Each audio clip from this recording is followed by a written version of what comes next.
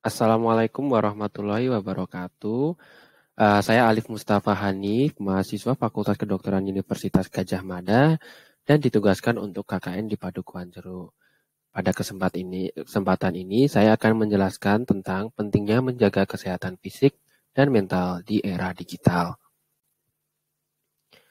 Ya, mulai dari pengertian dari era digital. Nah, di Indonesia, saat ini dunia industri global sedang memasuki era baru yang dikenal sebagai revolusi industri 4.0 atau yang juga dikenal dengan sebagai era digital 4.0. Untuk istilah revolusi industri 4.0 atau 4.0 pertama kali diperkenalkan pada kegiatan Hannover Fair pada tahun 2011 di Jerman.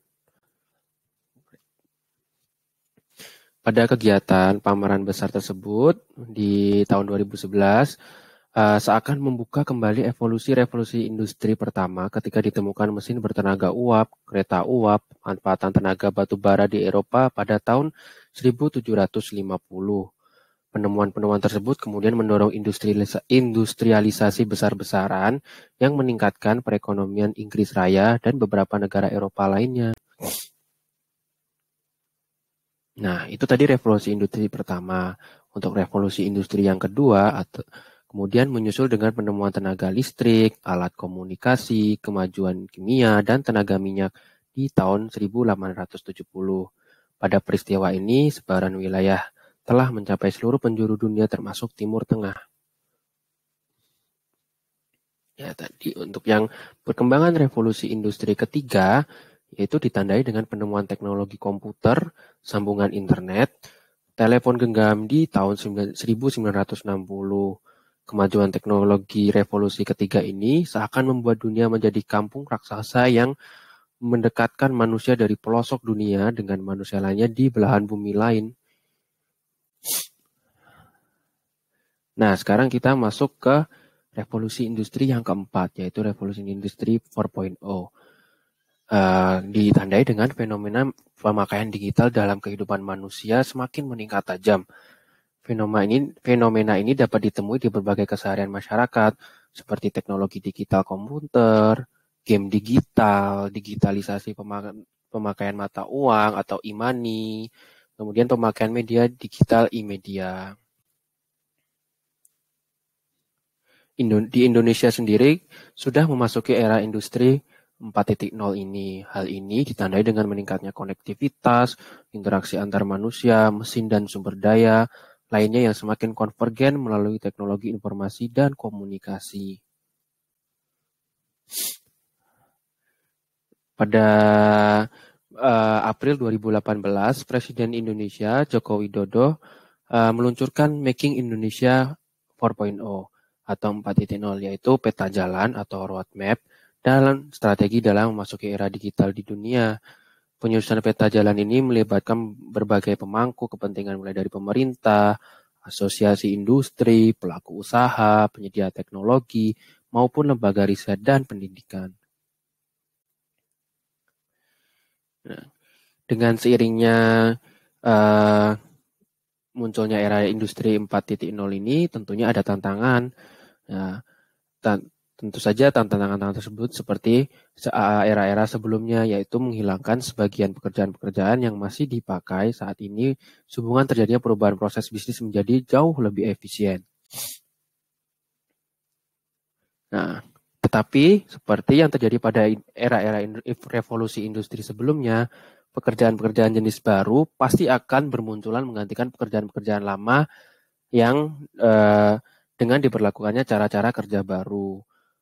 Misalnya, pasti jika beralih ke teknologi digital, pasti akan membutuhkan para karyawan yang untuk membuat perangkat digital tersebut dan seperti lain-lainnya, sehingga munculkan peluang industri baru yang melayani konsumen lebih baik dengan menyediakan kecepatan pelayanan, fleksibilitas produksi, dan ditemukannya metode menurunkan kegagalan produksi. Nah, tetapi sangat disayangkan masih banyak calon tenaga kerja itu, khususnya di Indonesia, belum mempunyai keterampilan yang memadai untuk masuk pada industri baru tersebut. Salah satunya dibuktikan dengan Indonesia sendiri pemanfaat teknologi pada UMKM-nya masih tergolong rendah. Berdasarkan data Kementerian Koperasi dan Usaha Kecil dan Menengah per Juni 2020, hanya 13% UMKM yang menggunakan platform digital seperti marketplace dan media sosial untuk mempromosikan dan menjual produknya. Dan hanya 58,6% atau kurang lebih setengahnya UMKM yang telah mengadopsi teknologi komputer untuk mendukung kegiatan proses bisnisnya. Berikut mengenai presentasi kontribusi sektor UMKM terhadap ekspor nasional di Indonesia. Bisa dilihat di sini Indonesia termasuk nomor 2 paling rendah di diagram di tabel ini yang hanya sekitar 15,8%. Namun demikian, terlepas dari rendahnya tingkat ekspor UMKM, UMKM ini sendiri bisa hampir berkontribusi 97,2% terhadap penyerapan tenaga kerja. Ini merupakan angka tertinggi dibandingkan negara-negara Asia lainnya. Salah satu faktor masih rendahnya kontribusi ekspor nasional adalah masih minimnya pemanfaatan media digital di era digital 4.0. Nah, tetapi UMKM sendiri tuh mempunyai peluang kok di era digital ini. Contohnya di salah satu penelitian yang dilakukan oleh Bowo pada tahun 2015 tentang penerapan strategi pemasaran pada sektor UMKM dengan mengambil studi kasus pada batik di Ajeng Solo menunjukkan bahwa dengan strategi pemasaran yang tepat, ya ini dengan memilih segmentasi pasar terfokus pada konsumen yang berupa organisasi, institusi, dan komunitas, dan posisi pasar sebagai produk yang berkualitas dan dapat disesuaikan dengan pesanan konsumen, serta menggunakan kombinasi bauran pemasaran yang sesuai, seperti perhitungan biaya yang tepat dan sesuai, saluran distribusi baik langsung maupun tidak langsung. Nah, ini termasuk saluran distribusi online. Maka diperoleh kinerja produk batik di Ajeng Solo yang meningkat 9,1% di tahun 2013 dan 59% di tahun 2014. Oke. Tapi seiring dengan kemajuan teknologi sendiri,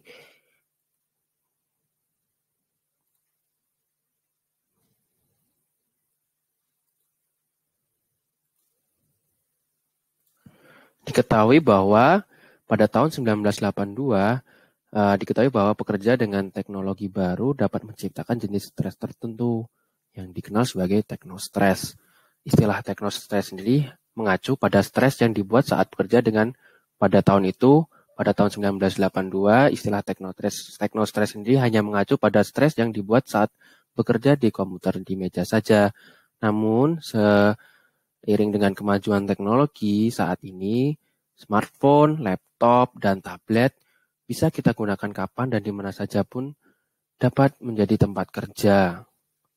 Nah, yang pada tahun 1982 hanya dibatasi pada komputer di meja, namun semua yang kita pakai seperti ini seperti smartphone, laptop, dan tablet itu sekarang kan kita bisa kerja menggunakan alat-alat tersebut. Nah, konektivitas kapan saja dan di mana saja ini ternyata dapat mengganggu dan berpotensi mengaburkan batasan antara pekerjaan dan kehidupan pribadi. Nah, ini ada 5 tekno yang berkontribusi terhadap terjadinya teknostres. Yang pertama tekno invasion, yaitu keadaan di mana konektivitas konstan tanpa batas ruang dan waktu yang sering membuat pekerja harus selalu siap melakukan pekerjaan. Misalnya pada pagi, siang, sore, malam, karena terjadinya kemajuan teknologi, kita dituntut misalnya lewat komunikasi, lewat WhatsApp yang bisa diakses 24 jam sehari, seperti itu. Nah, yang kedua adalah techno overload. yaitu keadaan di mana informasi atau komunikasi yang diterima oleh pekerja terlalu berlebih hingga sulit dikelola. Yang ketiga adalah techno-complexity, yaitu keadaan di mana pekerja merasakan rasa tidak enak saat tahu atau rasa tidak menyenangkan saat tahu bahwa teknologi baru kadang susah dipahami. Nah, ini sering terjadi pada masyarakat di Indonesia, di mana istilah biasanya gaptek. Nah, di sini tuh kayak orang-orang tuh ngerasa, iya ya itu kok teknologinya susah ya. Aku bisa nggak yang belajar teknologi itu? Kan itu kan jadi kayak merasa apa ya? Rasa tidak nyaman gitu, apa rasa insecure seperti itu kan. Nah, yang keempat yaitu techno insecurity, keadaan di mana pekerja memiliki persepsi bahwa mereka harus selalu up to date dengan informasi-informasi baru. Contohnya misalnya tren ini lagi hits nih di tahun 2021 pada ini. Nah, banyak-banyak pelaku digital, pelaku industri digital tuh harus selalu merasa up to date seperti itu supaya tidak ketinggalan dengan tren apa yang sedang terjadi di masa ini gitu misalnya.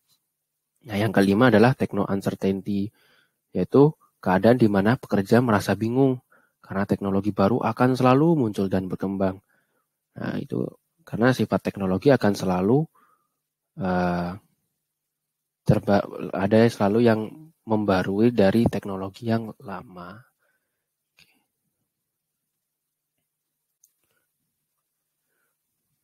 Nah, namun harus ditekankan bahwa bekerja dengan teknologi itu sendiri bukanlah aktivitas yang berbahaya, tetapi cara bagaimana kita memanfaatkan teknologi itu dapat menciptakan kondisi yang merugikan atau berpotensi membahayakan. Ini ada berikut adalah contoh-contoh beberapa masalah kesehatan yang bisa disebabkan oleh penggunaan teknologi seperti smartphone, laptop, dan tablet. Ini menurut dari Universitas Harvard di Amerika, yang pertama adalah nyeri pada tangan. Menggunakan ibu jari untuk mengetik terlalu banyak dapat menyebabkan ketegangan atau cedera tendon yang ada di antara pergelangan dan ibu jari, atau yang disebut dengan de Quervain's tenosynovitis. Nah, yang kedua, rasa kebas dan kesemutan pada tangan. Mengetik di keyboard juga dapat memunculkan beberapa gejala kondisi seperti nyeri, kesemutan, dan mati rasa di ibu jari, jari telunjuk, jari tengah, dan bagian dalam jari manis. Nah, ini mirip seperti gejala penyakit carpal tunnel syndrome, yaitu di mana saraf di pergelangan tangan itu bisa terjepit seperti itu. Nomor 3 yaitu nyeri leher dan punggung. Tanpa kita sadari, kita pas menggunakan smartphone itu atau menggunakan laptop itu kita sering menunduk seperti ini gitu. Nah dengan postur, nah itu akan menyebabkan postur kita kurang bagus. Dalam waktu lama, kalau kita sering-sering tersebut itu dapat menyebabkan sakit leher dan punggung.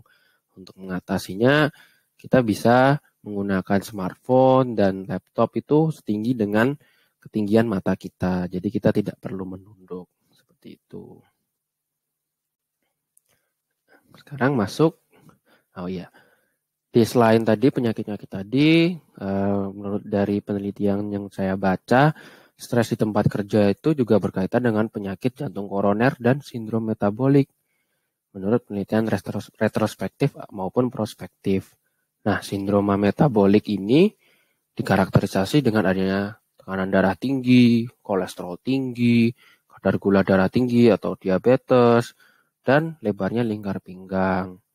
Nah, masalah kesehatan yang lain seperti stres, menyebutkan penyakit asam lambung, kayak MAH seperti itu, alkoholisme, asma, kelelahan, sakit kepala, insomnia, sindrom iritasi usus, dan psikoneurosis. Oke, kita masuk ke stres dan tipenya. Tadi teknostres itu kan adalah salah satu termasuk dari bentuk stres.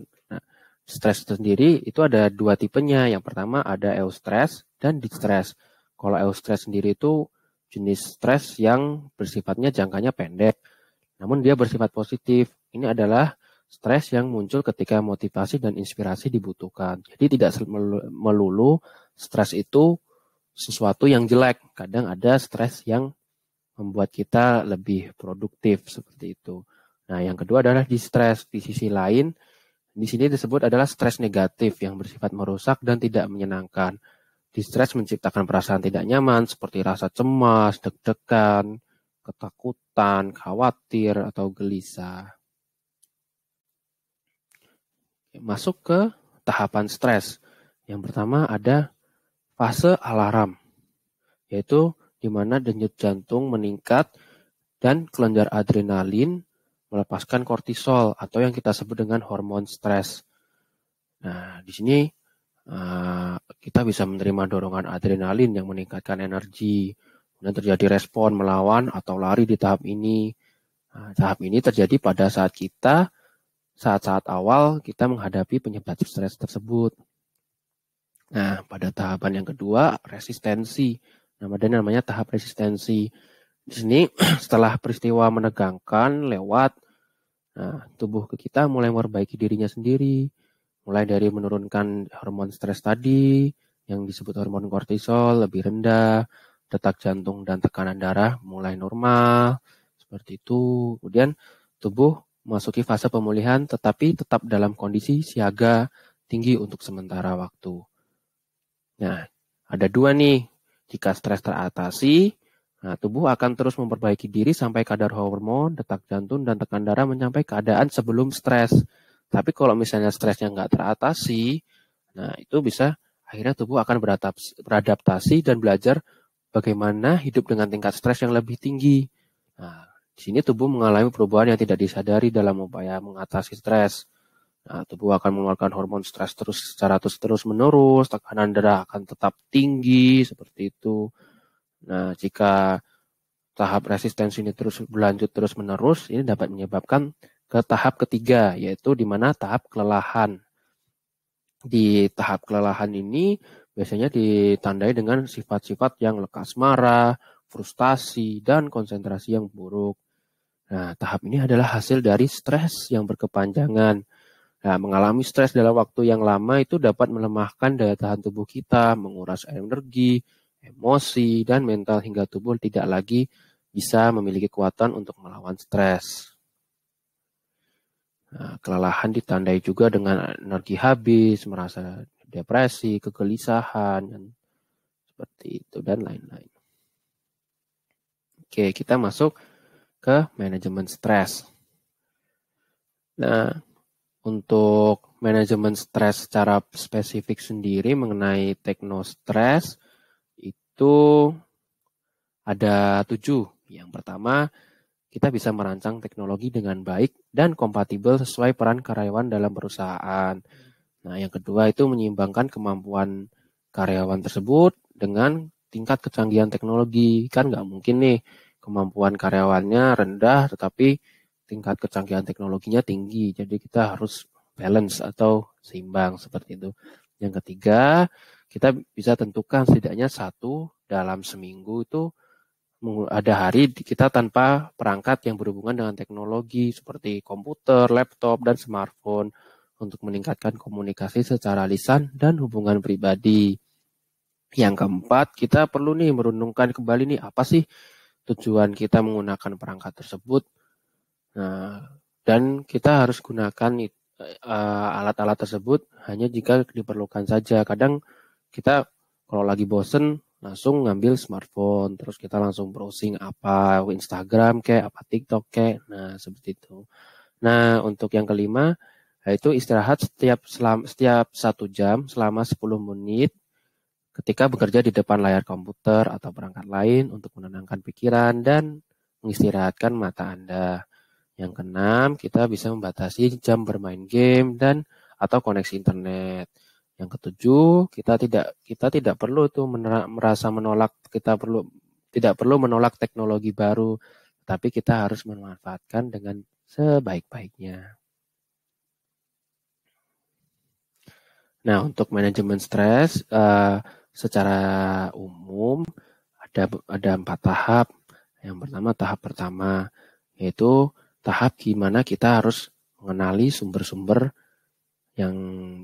sumber-sumber stres tersebut di dalam kehidupan. Langkah ini tidak semudah bayangan kita, tetapi terkadang sumber stres yang kita hadapi sifatnya tidak jelas.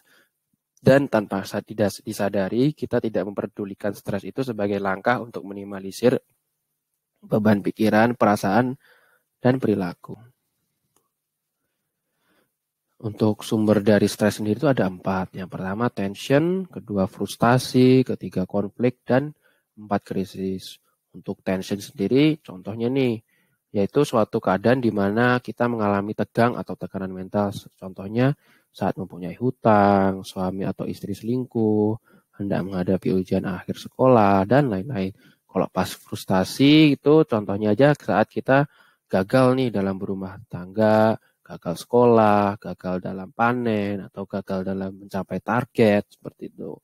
Nah, kalau yang ketiga, konflik, yaitu rasa ketegangan atau kecemasan yang disebabkan sukar menentukan 2 pilihan atau lebih. Nih, contohnya ketika pasangan suami istri yang selalu tidak rukun, apakah akan bercerai atau tidak. Gitu. Nah, untuk yang keempat, yaitu krisis. Yaitu kejadian mendadak nih, biasanya kita nggak mendukanya, seperti kematian seseorang yang kita cintai, atau fenomena alam seperti gempa bumi, longsor, yang bisa memakan nyawa, seperti itu. Nah, tahap keduanya sendiri, ada 2 kita pilihannya. Yang pertama, mengubah situasi, atau kita menghindari dari sumber dari masalah tersebut. Tapi kan kita tidak selamanya kita bisa merubah situasi kita nih. Misalnya terjadi bencana, kematian, dan sebagainya. Tentu kan kita nggak bisa mengubah terjadinya itu kan. Nah, kita berarti perlu melakukan apa yang kita sebut dengan yang kedua, yaitu mengubah reaksi kita. Kita tidak bisa, terkadang kita tidak bisa mengubah situasi kita, tetapi kita akan selalu bisa mengubah reaksi kita terhadap sumber stres tersebut. Nah, memang tidak mudah untuk melihat nilai positif dari hal yang buruk yang dialami. Namun terkadang ketika kita berusaha menerima situasi-situasi tidak menyenangkan yang tidak dapat diubah, sebenarnya hal tersebut adalah langkah awal untuk bisa melihat sisi positif dari apa yang kita alami. Nah, kita bisa juga menurunkan standar pribadi seperti kata-kata aku harus nih atau tidak boleh. Nah, mungkin bisa diubah dengan kata-kata yang misalnya nih, aku akan berusaha dan bila hasilnya belum sesuai dengan harapan, maka aku akan mencobanya lagi. Seperti itu. Nah, yang tahap ketiga untuk manajemen stres yaitu kita bisa melakukan aktivitas yang menyenangkan, yaitu seperti melakukan hobi yang kita senangi, terus melakukan sesuatu bersama orang-orang yang kita cintai atau sayangi, misalnya ke jalan-jalan ke tempat favorit, mengunjungi tempat-tempat yang baru, dan sebagainya. Selain itu, kita bisa membiasakan nih gaya hidup yang sehat juga untuk merupakan cara efektif agar kita dapat bertahan dari stres. Seperti olahraga ringan secara teratur, 3-5 kali dalam seminggu yang durasinya 30 menit sekalinya, dan menjaga asupan makanan bergizi, menghindari alkohol, rokok, dan obat-obatan terlarang, serta mengurangi kandungan-kandungan gula kandungan minuman atau makanan yang mengandung gula dan kafein. Tahap keempatnya, nah di tahap keempat ini kita bisa lakukan relaksasi seperti melakukan kegiatan meditasi. Nah, ini adalah contoh latihan meditasi yang bisa diakses atau dilihat secara langsung melalui YouTube. Oke. Nah, selain meditasi, ada juga teknik yaitu dengan cara menegangkan sengaja menegangkan otot selama 5 detik sampai 7 detik, kemudian kita relaksasikan selama 12 hingga 15 detik. Jadi misalnya gini nih, kita tegang ini, sengaja tegang selama 5 sampai 7 detik, terus kita lepas. Nah, itu selama 12 hingga 15 detik. Nah, kalau misalnya otot-ototnya masih tegang, itu bisa diulangi hingga 5 kali. Oke. Nah, sekian tadi adalah presentasi dari saya. Apabila ada yang kurang, saya mohon maaf, dan apabila ada pertanyaan, bisa disampaikan secara langsung ke saya atau melalui Kadar Kesehatan di Padukuhan Jeruk. Atas perhatiannya, saya ucapkan terima kasih. Wassalamualaikum warahmatullahi wabarakatuh.